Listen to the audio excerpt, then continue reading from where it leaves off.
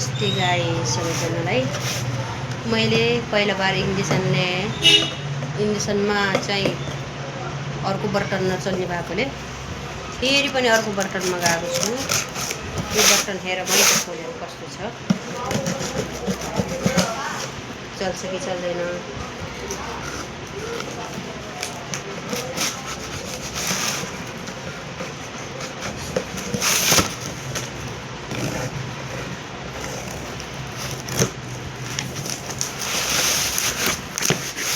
कस्तो आउँदो रहेछ, मिस्टीबाट मगाएको कस्तो आउँदो रहेछ है गाइस। यो चाहिँ तावा,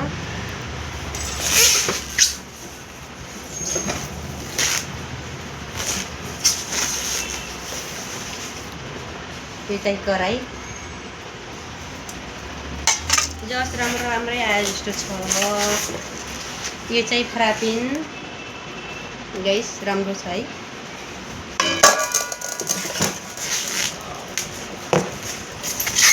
अनि यो पनि सानो फ्रापिन, कसैमा मन पर्यो मलाई। बर्तन चाहिँ राम्रो आएको छ, मन पर्यो।